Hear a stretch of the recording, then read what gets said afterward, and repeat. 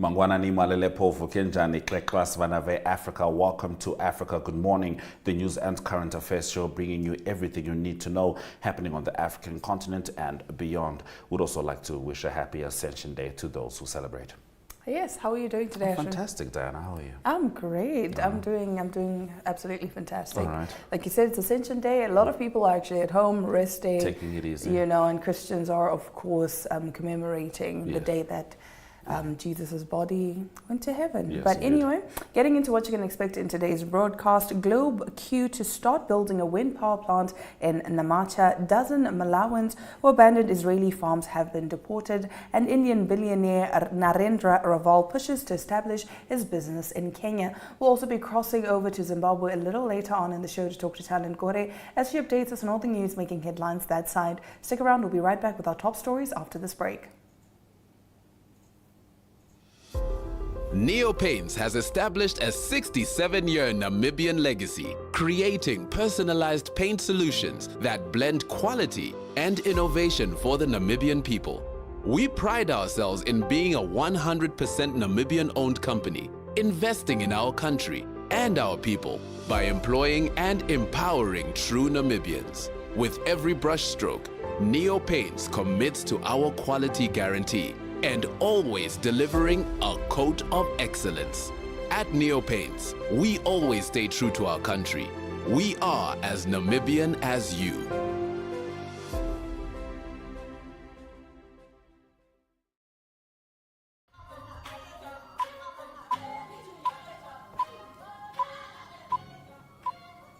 We start off in South Africa, where elections will be held on the 29th of May. One of the political parties barred from participating in the elections has dismissed the suggestion that the registration portal of the Electoral Commission of South Africa did not experience any technical difficulties.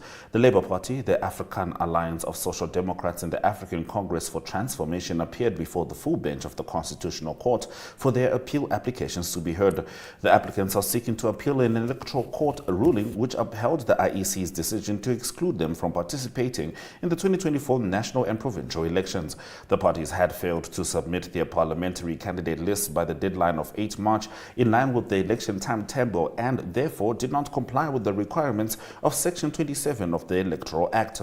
According to the parties, the reason for not meeting the deadline was due to the IEC's online registration system malfunctioning. In our next story, we're bringing it back home. Namibia's Deputy Minister of Agriculture, Anna Shiweda, made a presentation at a side event held on the ongoing African Fertilizer and Soil Health Summit currently happening in Nairobi, Kenya. The side event was held under the theme Sowing Success, the role of soil health partnerships in boosting food security. Shiweda told those in attendance that Namibia is in the process of developing an agriculture investment plan, and the summit will be held this year to allow the government to engage investors and the private sector on how this can be implemented. Let's have a look at this next video. Namibia is very encouraged to be here, and we really want to emulate the good examples that we are hearing from here. An issue of not wanting to is the challenges that we are facing. In Namibia for this year, I think it's the 9th year that we are experiencing drought, consecutive drought. Such allocation complemented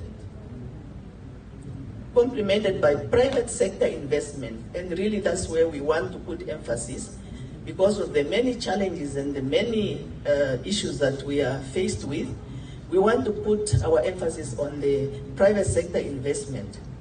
That will probably enable countries to implement programs aimed at the promotion of sustainable use of fertilizers and soil management.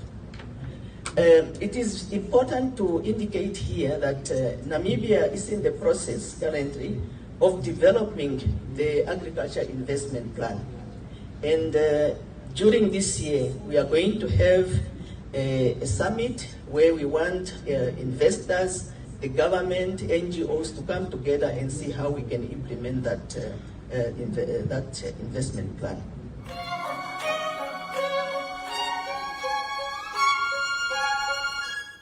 Moving on to our next story, the London-based independent power producer Globeleq, an institution formed by Norwegian and British funds, has announced the construction in the second half of the current year of a 120-megawatt wind power plant in Namaacha district in southern province of Maputo. The plant, budgeted at $270 million US dollars, that is, would increase the amount of energy exported by the publicly owned electricity company EDM. Of the overall investment, $230 million will go towards the construction of the plant and power generation, while the remaining amount will be invested in the construction of a 40-kilometer transmission line linking districts of Namaacha and Boane.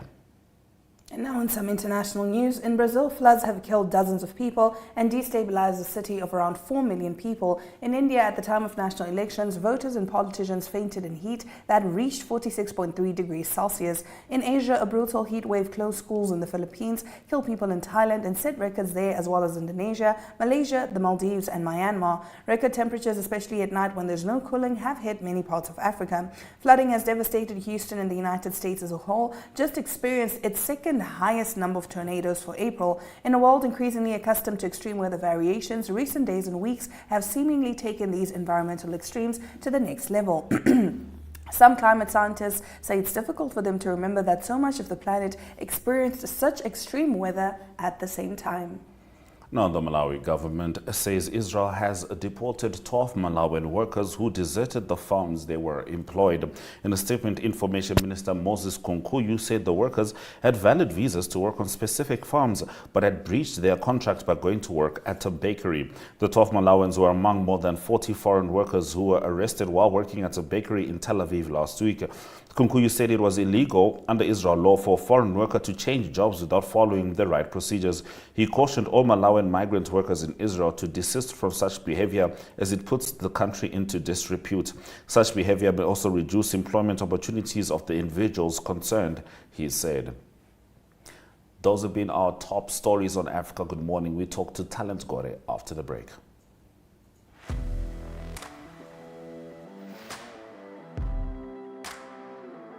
Hello and welcome to today's Sports Rep Show. I am your host, Jesse Jackson Kauraika.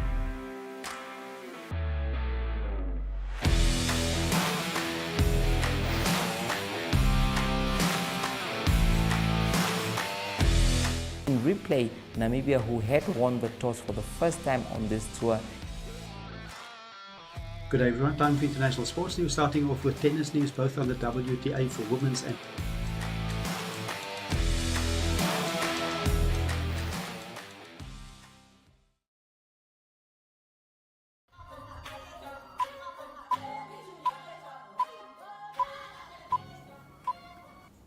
All right, it's time for us to talk to Talent Gore. She brings us the latest news stories from Zimbabwe. Talent Wamukase. Tamuka Edukana Momka Wakasea.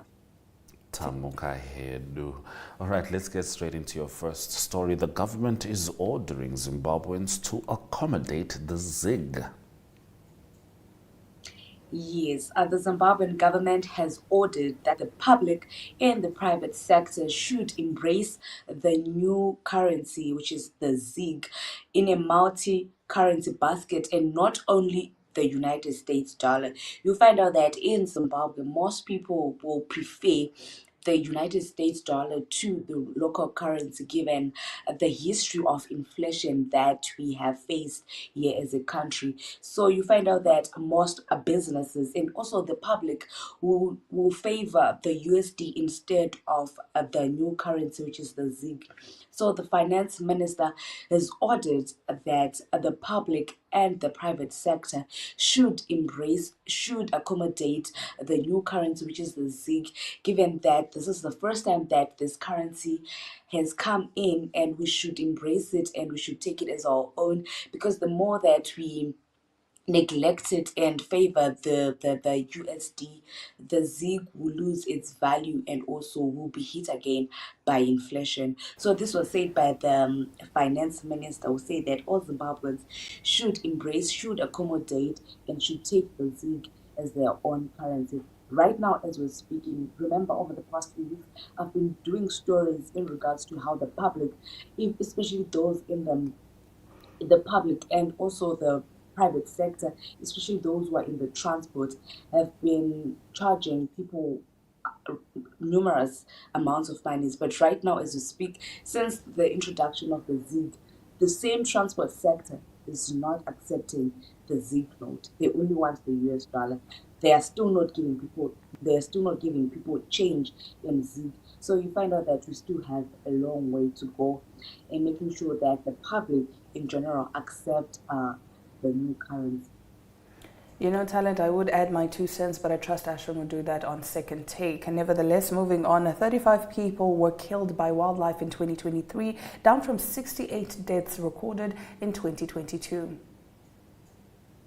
Yes, well, this was said by the Environment Minister, Stembi, who said that 35 people were killed in wildlife attacks, down from 68 deaths recorded in 2022. The Minister of Environment also said that more than 80 people were left nursing injuries of various degrees after being attacked by wild animals last year. She also said that government was in the process of establishing a human wildlife conflict relief fund, but noted that there would be no compensation for dead victims. She also revealed that she said this while responding to questions in Parliament, where she was tasked, or rather asked, as to what the government was doing in trying to address the human wildlife conflicts that usually happen in national parks, that is in Wange and other surrounding areas. So she said that they were going to establish, or they were working on establishing, a wildlife fund, but this was not meant to compensate at the dead, but rather for those who would have been wounded, and etc. etc. All right, Talent. I want to get into the next story, but I just want to tick a couple of boxes. Zimbabwe is a sovereign country, so, there's no foreign influences that really move the ball with regards to Zimbabwe internally. It has had one ruling party, one government, so there's no opposition party that has any power, any real power in Zimbabwe. So when I read the headline, Zimbabwe loses 9 billion US dollars to corruption, I have questions and I wonder who can answer. Okay. So Zimbabwe has, for the past 5 years, lost 9 billion United States dollars to corruption, with the country only managing to recover 100 million United States dollars in assets of the looted funds, it has emerged. So with Zimbabwe's national budget averaging to 4.5 billion in recent years, it means that the 9 billion lost to corruption in the last 5 years was enough to cover the country's needs for 2 years. So speaking at a financial and asset recovery training workshop for law enforcement officers in Harare, Prosecutor General Justice Loyi Matanda said corruption had become endemic in Zimbabwe. So the Prosecutor General is actually new to that post, and also she was talking with other generals, and also she was talking with the Zimbabwe Anti-Corruption Commission commissioner, who's also the general there, who said that they had only recovered 100 million United States dollars only. So it means that they only recovered just a small amount of the 9 billion which has been lost to corruption. And also you find out that this actually, right now in Zimbabwe, we can't say that people are going to make noise, because it's such a huge amount of money. You can't say that we've lost 9 billion in 2 years. People are just going to continue with their lives as if it is normal. But this is something that has to be dealt with in Zimbabwe, because corruption right now has become rampant. You find out that people are just doing as they want, and nothing will actually happen to those people. Someone might be caught today for corruption, but that same person will not serve any jail time. That Absolutely. person will be And Yes, you know, just Talent, catch just to add credence to your statement, because the world can actually witness this with you. We saw Hubert Angel on video for Al Jazeera's Gold Mafia. We saw the deals that they were making. He is absolutely still untouchable in Zimbabwe, still maintains his same position, still takes pictures with the president. So we are right there with you. There is no accountability or rule of law. I mean, how else can you explain $9 billion? Exactly. So it was also estimated that the Zimbabwe Anti-Corruption Commissioner also said that we lose 1.8 billion United States dollars a year due to corruption. So that is a lot of money that's just going, and it's not being recovered, and nothing is happening, nothing tangible is being done by the government to ensure that corruption has no place in the country. And I'm sure sanctions have nothing to do with that. Thank you very much, Talent, for bringing us the news stories from Zimbabwe. Welcome, and thank you very much for having me. It's always a pleasure having Talent on Africa Good Morning. We'll now take a look at the weather predictions just before we get into our economic news.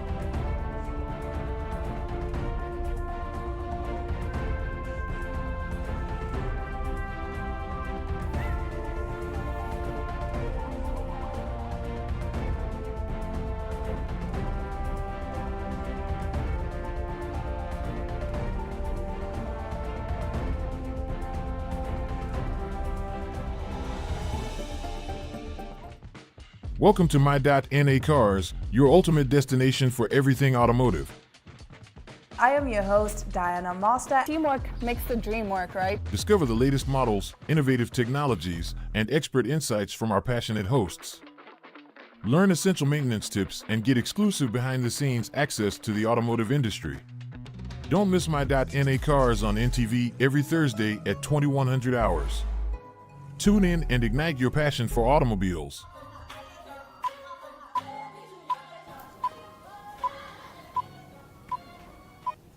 Let's get into economic news. The Indian billionaire Narendra Raval is looking to set up another factory in Kenya.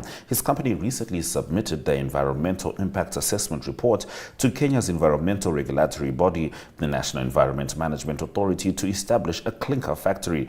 The billionaire wishes to expand his conglomerate with his new venture. A report by Business Daily revealed that Semtech, a branch of Simba Cement under the parent company Devki Group, which is owned by the wealthy Kenyan industrialist and philanthropist Narendra Raval, recently submitted an AIA Environmental Impact Assessment Report to the National Environment Management Authority for review. Now in Tanzania, the DA has won its court case against the Electoral Commission of South Africa to have more voting stations for citizens living abroad.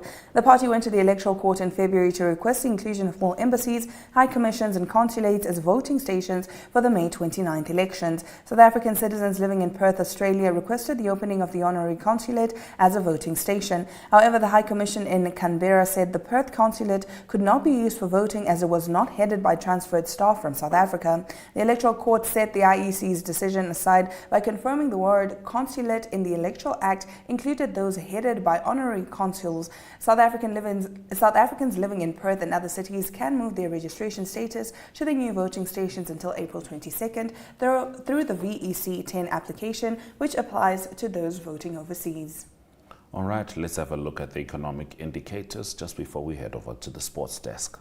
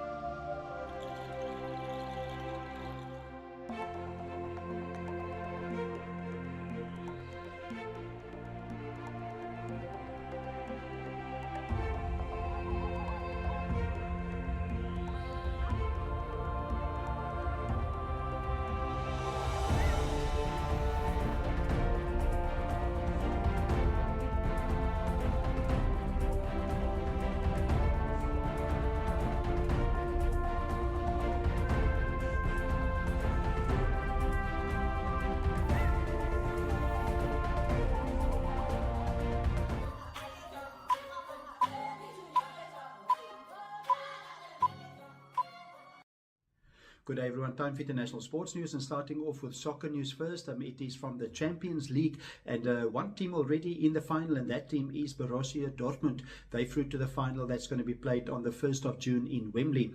Borussia Dortmund, they played in Paris. They played against PSG, that is Paris Saint-Germain, and it is Borussia Dortmund winning by 1-0. The aggregate score was 2-0, and it's not a good Bundesliga season so far for Borussia Dortmund. They're currently 5th in the Bundesliga, but they're through to the final of the Champions League. They will either play the fellow German side Bayern Munich and the Spanish champions Real Madrid. They still need to play a semi-final to determine who will play on the 1st of June against Borussia Dortmund. The hero for Borussia Dortmund was the defender Mats Hummels, and he scored the winner goal in Paris. And for Borussia Dortmund, they will try to win their second title. They have one Champions League title. They won that way back in 1997 when they beat Juventus by 3-1. Moving on to cycling news, it is a Giro d'Italia, one of the big cycle tours on the calendar, and it was the 4th stage, 190 kilometers. It was a sprint to the end, won by Jonathan Milan, and his time was 4 hours, 16 minutes and 3 seconds. In the sprint finished in the same time, second was Caden Groves of Australia, and third was Phil Bauhaus of Germany. In the general classification, it is still Tadej Pogačar that is leading. He's got a combined time of 15 hours, 19 minutes and 5 seconds. He's 46 seconds ahead of Gareth Thomas of Great Britain. And the 5th stage, that will be from Serra to Lucca, and that will be over 178 kilometers. And to conclude today's international sports news, it's cricket news. It is Zimbabwe currently touring Bangladesh.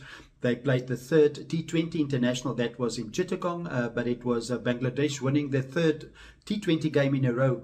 It is the game that was won by Bangladesh by 9 runs. Bangladesh batting first, 165 for 5. Then Zimbabwe got to 156 for 9 in their allotted 20 overs with Faraz Akram, the best contributor. He made 34 runs batting at number 10. The first... Introducing 061 Express, brought to you by Synergy in proud partnership with Windhoek Express. Here's your chance to make your voice heard to celebrate the businesses that make Windhoek exceptional. From your favorite coffee spot to the salon that always gets your style just right. It's time to shine a spotlight on the gems of our city. Over the next 8 weeks, it's your chance to vote for your favorites to recognize the best of the best. Nominations open on the 21st of April and close on the 5th of May. To nominate your favorite business, simply save this number, 085 785 6231, and WhatsApp #061Express or scan the QR code below and follow the on-screen instructions. By nominating your favorites, you're not only supporting local businesses, but you also stand a chance to win your share of 50,000 Namibian dollars in cash. The voting process will be the same as the nominations process, using the Synergy chatbot and the #061Express. Voting opens on June 5th and closes on June 23rd. Make sure to cast your votes for the best of the best. The winners will be announced on June 28th. 061 Express, celebrating the heartbeat of Windhoek. Get ready to make your mark.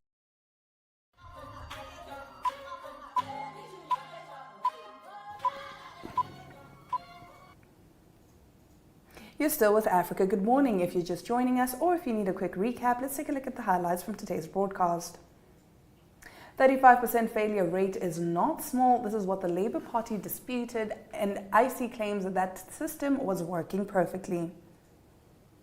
Indian billionaire Narendra Raval pushes to establish his business in Kenya. And Globeleq to start building a wind power plant in Namaacha. DSTV 2 at 5, GoTV 25, 1up2.com. Namibia Media Holdings on YouTube is where you can find us. From Diana Master and Ashwin Bedi, Suresh Kanaka.